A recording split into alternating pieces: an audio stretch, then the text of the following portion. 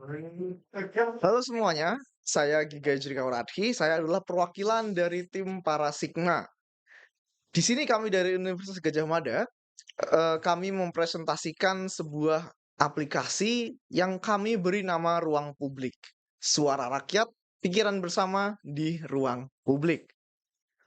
Jadi ini adalah sebuah proposal yang sudah kami buat untuk Udinus Smart Governance untuk Indonesia yang lebih inklusif, terbuka, dan harmonis.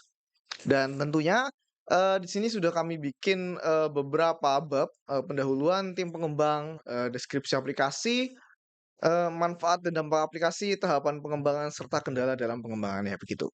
Oke, kita langsung lanjut ke bagian pertama, yaitu pendahuluan. Kita coba cek dulu latar belakang kenapa sih kami membuat ruang publik. Di tengah dinamika perkembangan hukum di Indonesia, jadi seringkali ada ketidaksinkronan antara produk hukum yang dikeluarkan gitu, dengan permasalahan yang dihadapi oleh masyarakat. Menariknya adalah ini diangkat oleh, paslon nomor satu di pemilihan presiden 2024, eee, Bapak Anies Baswedan begitu. Di mana beliau mengatakan kenapa sih, ketika ada sebuah, perkara yang muncul itu didebatkan, tentang IKN, itu beliau mengatakan, bahwa itu adalah sebuah contoh produk hukum yang tidak melewati proses dialog publik yang lengkap, gitu. Konteksnya di sini adalah IKN walaupun sudah dibikin, itu banyak yang menentang gitu ya, konteksnya itu seperti itu. Sehingga dialognya sudah jadi undang-undang, ketika dialognya sudah selesai, beneran jadi undang-undang, siapapun yang kritis itu langsung dianggap oposisi dan siapapun yang pro dianggap, pro pemerintah. Kenapa? Karena tidak ada proses pembahasan yang komprehensif, yang memberikan ruang kepada publik. Dan di sini, inilah yang menjadi inspirasi kami untuk membuat ruang publik, agar bisa menjadi tempat, orang-orang bisa menyuarakan pendapatnya tentang rancangan undang-undang, gitu. Ya, ini kurang lebih masih sama. Ada juga pendapat dari Doktor Caroline Pascarina dari, FISIP Unpad.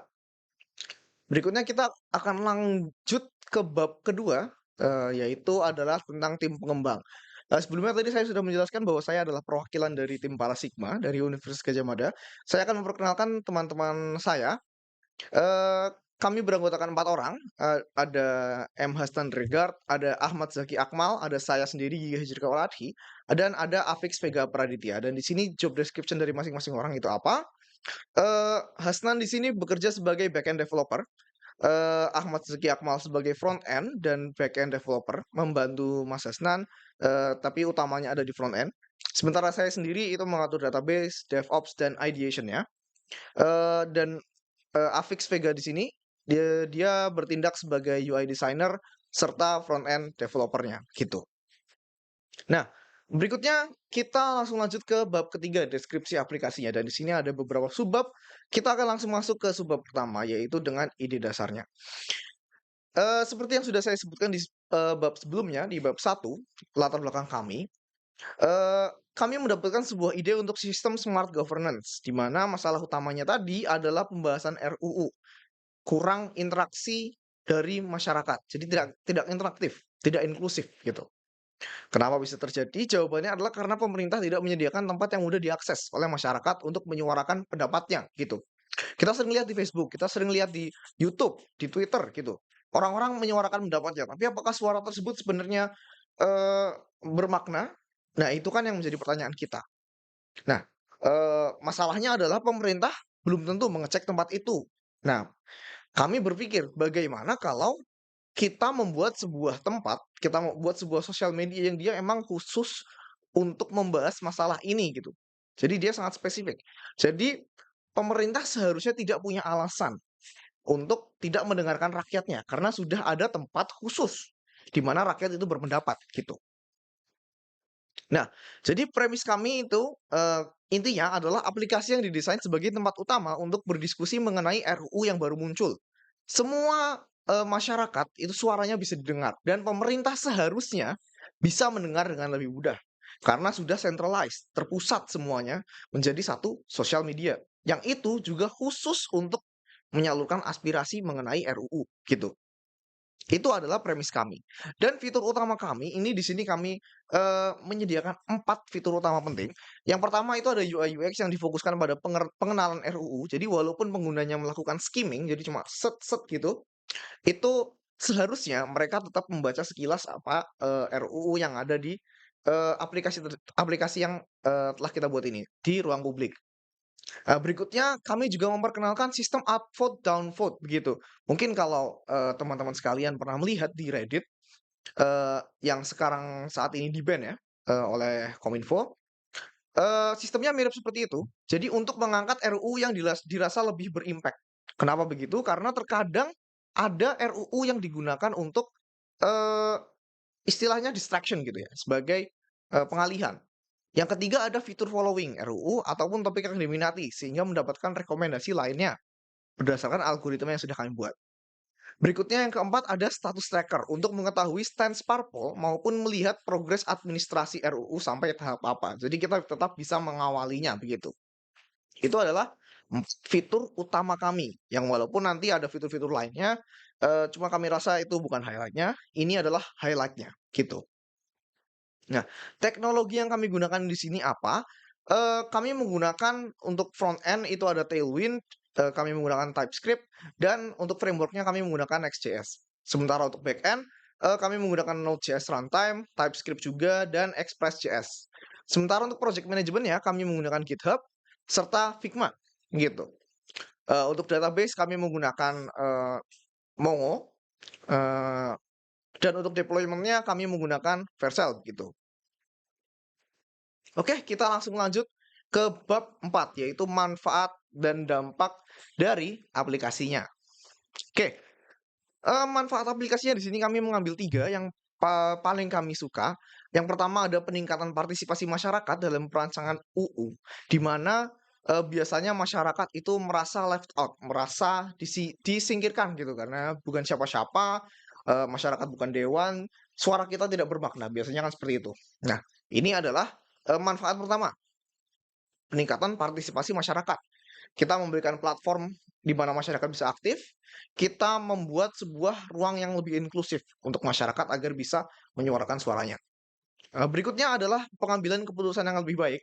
Kenapa begitu? Karena, makin banyak suara yang, eee, menyuarakan pendapatnya begitu. Otomatis keputusan yang diambil akan mempertimbangkan lebih banyak pendapat, lebih banyak pandangan, sehingga bisa menghasilkan keputusan RUU yang lebih baik begitu. Apakah ditolak atau apakah accept, diterima gitu ya.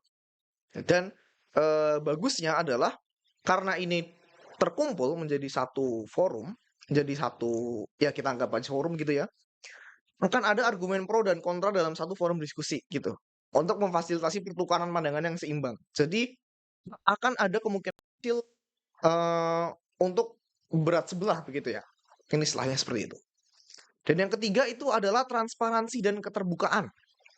Nah, transparansi dan keterbukaan ini adalah sesuatu yang wah digadang-gadang dicari-cari oleh masyarakat banyak gini ya. Eee, jadi kita karena memperkenalkan RUU melalui website, itu kita membuka akses informasi terkait RUU secara terpusat, sehingga masyarakat tahu kalau mau nyari itu kemana. Dan transparansi yang didapatkan dari forum ini seharusnya menyebabkan masyarakat untuk mempercayai pemerintah. Dan masyarakat secara tidak langsung memiliki kekuatan demokrasi yang lebih kuat daripada, sebelumnya. Seperti seharusnya gitu ya, karena sebenarnya kan kekuasaan tertinggi ada di masyarakat gitu. Berikutnya kita lanjut ke, kita melihat bagaimana dampak aplikasinya. Di sini kami mengambil 5 contoh, dampak aplikasi yang kami rasa, cukup signifikan walaupun, eee, mirip dengan manfaat begitu ya. Jadi dampak yang pertama itu ada peran aktif masyarakat, masyarakat lebih proaktif, itu udah jelas. Yang kedua adalah peningkatan kualitas RUU, sama seperti tadi. Yang ketiga adalah peningkatan transparansi pemerintah, sama seperti tadi. Dan yang keempat itu adalah mendorong keterlibatan pemuda gitu. Jadi biasanya di sini, eee, yang sering dikesampingkan oleh pemerintah itu adalah anak-anak muda. Dan di sini karena kita terbuka untuk semuanya, jelas kita bisa mendorong keterlibatan anak muda dalam pemikiran dalam pemikiran, eee, kita semua gitu, untuk membentuk sebuah undang-undang baru gitu. Berikutnya yang terakhir adalah peningkatan rasa kepemilikan masyarakat. Karena masyarakat itu memberikan idenya, memberikan pendapatnya, otomatis mereka akan merasa, wah ini ideku dan saya memiliki ide itu. Nah, itu adalah sesuatu hal yang sebenarnya sering di-overlook oleh para pemerintah gitu. Karena tidak diberikan kesempatan untuk menyuarakan, biasanya masyarakat tidak akan memiliki rasa memiliki gitu ya. Gitu. Oke, berikutnya kita langsung ke bab 5 ke tahapan pengembangan. Jadi untuk tahapan pengembangan di sini kami, membuatnya seperti dalam sistem kalender. Jadi di sini kami desain dari Desember sebenarnya, dari Desember 2023 akhir, itu untuk perencanaannya. Identifikasi kebutuhan dan perencanaan pengembangan, gitu. Eee, Berikutnya dari Januari awal, itu kita ada, eee, pengembangan, jadi implementasi fitur-fitur utama aplikasi. Dan berikutnya ada uji coba, yang itu cuma 4 hari, dan berikutnya ada 2 hari terakhir itu adalah optimasi, gitu. Walaupun mungkin ini, sedikit beda, dengan apa yang kita jalani, pada nyatanya begitu ya.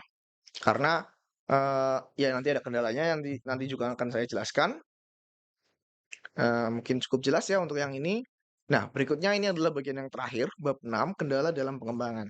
Jadi kendalanya di sini adalah ada beberapa yang kami simpulkan menjadi 4 sepertinya. Ada anggota yang terlalu sibuk karena sedang kerja praktik, sehingga manajemen proyek menjadi berat. Jadi 4 orang dari kami, 3 sedang kerja praktik. Yang kedua adalah kendala waktu karena imbas kesibukan para anggota pada poin 1, gitu. Yang ketiga adalah integrasi login Google OAuth 2.0 tanpa Nextauth menyebabkan kerumitan integrasi. Jadi kami sempat mengalami kesulitan di sana, cuma aman sekarang. Berikutnya adalah perbedaan kultur pekerjaan. Jadi 4 dari kami memiliki kultur pekerjaan yang berbeda, memiliki waktu, bekerja yang berbeda, jadi itu adalah sebuah kendala tersendiri begitu. Nah, ini adalah, proposal yang sudah kami bikin. Mungkin karena masih ada waktu yang tersisa, kita bisa, melihat sedikit bagaimana, aplikasi yang sudah, dibuat sebelumnya begitu ya. Oke, mungkin akan saya buka. Sebentar, kita akan melihat sekilas bagaimana website yang sudah kami buat. Jadi ini sebelumnya kita bisa log out terlebih dahulu. Ini adalah landing page kami. Kita akan melakukan di localhost saja agar cepat. Ini adalah landing page kami. Kita disambut dengan sebuah slogan, "Suaramu, Suara Rakyat Indonesia." Di sini ada kata-kata lagi ya, landing page seperti biasa. Dan di sini ada bergabunglah dan buat Indonesia menjadi lebih baik gitu. Dan ketika kita daftar sekarang, itu akan kita bisa mendaftarkan akun di sini. Atau kita bisa mendaftar menggunakan Google. Tapi karena saya sudah membuat akun, saya coba masuk seperti biasa dulu ya.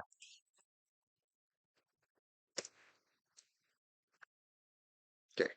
Dan ketika masuk, nanti teman-teman akan langsung masuk ke bagian forum, di mana di sini kita bisa melihat, eee, contohnya ini masih mockup ya, masih bukan, draft yang asli.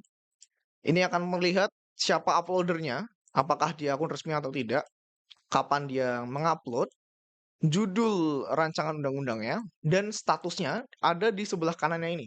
Apakah dia draft, apakah dia rejected, apakah dia ACC, begitu ya. Dan di sini ada deskripsinya yang diberikan oleh uploader gitu. Nah, ini teman-teman bisa melihat hasil PDF-nya. Jadi ini seharusnya isinya adalah draft RUU-nya yang diupload gitu. Dan di sini teman-teman bisa melihat diskusi dari teman-teman yang lainnya gitu. Kita juga bisa mengutarakan pendapat kita. Kita bisa melakukan upvote dan downvote gitu. Jadi kurang lebih seperti itu. Ada bookmark dan di sini ada share gitu. Dan di sini kita juga bisa memilih topik yang kita minati gitu untuk memfilter gitu. Dan di atas ada search bar. Seperti itu. Ya, mungkin karena waktunya yang terbatas, saya cukupi presentasi saya mengenai ruang publik. Terima kasih banyak atas waktu teman-teman semua sudah mau mendengarkan, dan sampai jumpa.